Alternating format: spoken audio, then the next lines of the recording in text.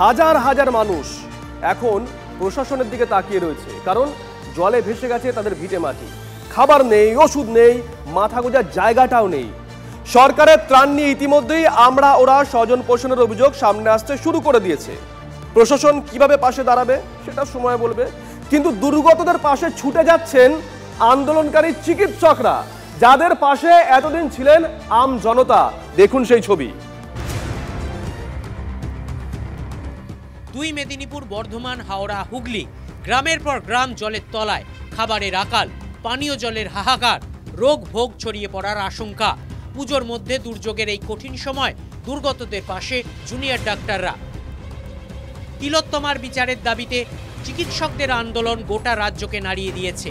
নবান্নের সঙ্গে আন্দোলনকারীদের দড়ি টানাটানিও হয়েছে বিস্তর। উদয়নারায়ণপুরের প্লাবিত এলাকা পরিদর্শনে গিয়ে মুখ্যমন্ত্রী বলেছিলেন, বন্যায় মানুষ আক্রান্ত, মানুষের প্রাণ বাঁচানো আমাদের এখন সবচেয়ে বড় কাজ। চিকিৎসকদেরও বলবো, এই জল কমে গেলেই সাপে কামড়, ডায়রিয়া, জ্বর এগুলো তো হবেই। আমি আশা করি let the good sense prevail. বৃহস্পতিবার রাতেই স্বাস্থ্য ভবনের সামনে থেকে ধর্ণা অবস্থান তুলে নেওয়ার কথা ঘোষণা করেন আন্দোলনকারী চিকিৎসকরা। সেই সঙ্গে দুর্গতদের পাশে থাকার বার্তা দেন।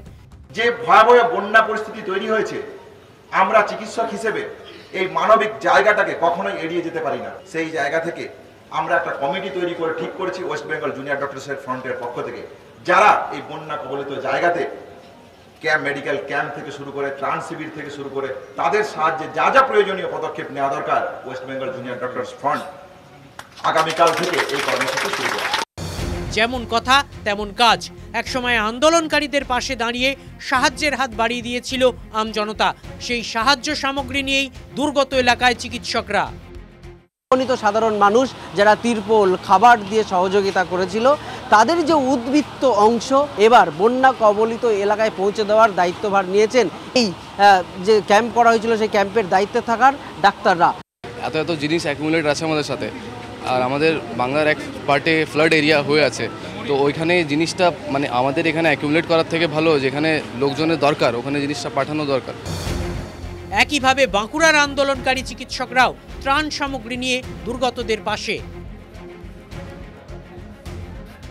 তিলোত্তমার বিচারের দাবিতে জুনিয়র চিকিৎসকদের আন্দোলন অব্যাহত, আর সেই আন্দোলনের মাঝেই এবার রাজ্যের বন্যা দুর্গত মানুষদের সাহায্যার্থে এগিয়ে এলেন আন্দোলনকারী জুনিয়র চিকিৎসকরা।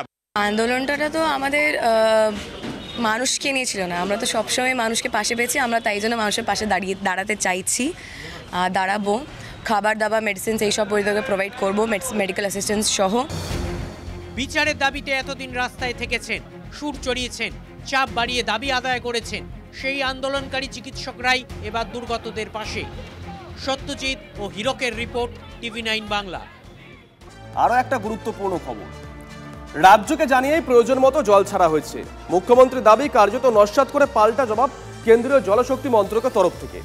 রাজ্যে তৈরি হওয়া বন্যা পরিস্থিতির জন্য ডিবিসিকে দায়ী করে প্রধানমন্ত্রীকে চিঠি লিখেছিলেন মমতা বন্দ্যোপাধ্যায়। নিশ্চয়ই মনে আছে আপনাদের। মমতার দাবি উড়িয়ে পাল্টা চিঠি দিয়েছে কেন্দ্রীয় জলশক্তি মন্ত্রক। ঝাড়খণ্ডকে বাঁচাতে বাংলাকে ইচ্ছে করে ডোবানোর অভিযোগ ডিবিসির বিরুদ্ধে। চিঠিতে কেন্দ্রের দাবি কখনোই রাজ্যকে না জানিয়ে জল ছাড়েনি ডিবিসি।